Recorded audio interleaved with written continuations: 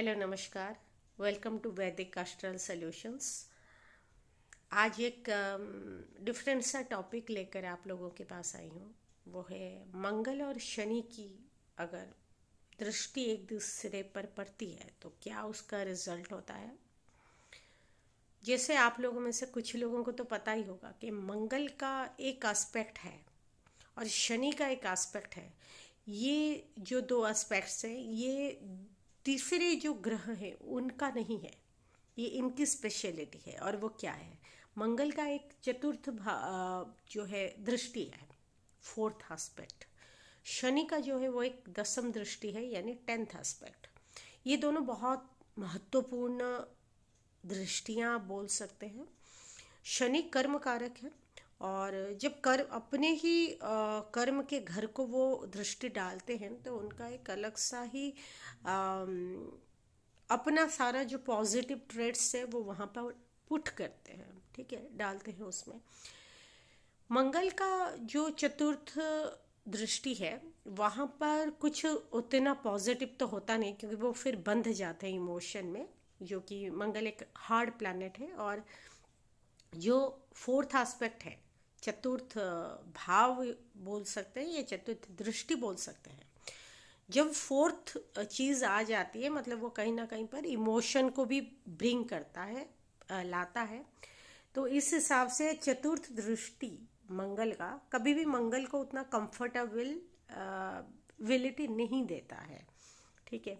लेकिन शनि की दसम दृष्टि जो है वो कोई भी प्लैनेट हो उसमें हाँ टेंशन दे सकता है, थोड़ा प्रेशर दे सकता है, लेकिन पॉजिटिव इफेक्ट भी लाता है। चाहे वो इवन एनिमी प्लैनेट भी क्यों ना हो, आप कुछ स्ट्रेस के माध्यम से, ठीक है, या कुछ पेन के माध्यम से हो सकता है चीज़ों को पाए, लेकिन आप वर्क रिलेटेड या अपना सक्सेस रिलेटेड या ग्रोथ रिलेटेड चीज़ें में आगे बढ़ जाएंगे।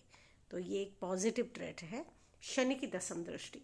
अभी हम बात करें जैसे मंगल और शनि अगर एक दूसरे पर दृष्टि डाले, यानी मान के चलिए कि मंगल आपका प्रथम भाव में है और शनि आपका चतुर्थ भाव में, यहाँ पर ये हो जाता है कि ये एक दूसरे को दृष्टि डाले हुए हैं।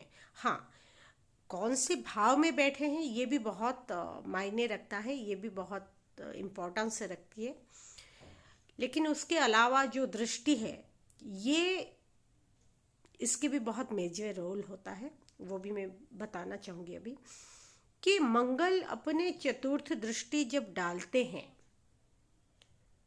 तो कहीं ना कहीं पर वो एक इमोशन के थ्रू शनि के जो हार्डनेस या फिर मान के चलिए जो कोल्डनेस है उसको थोड़ा सा वार्म अप करने की कोशिश करते हैं, उसको थोड़ा सा इमोशनली उसको वो वार्मथ देने की, वो गर्माहट देने की कोशिश करते हैं।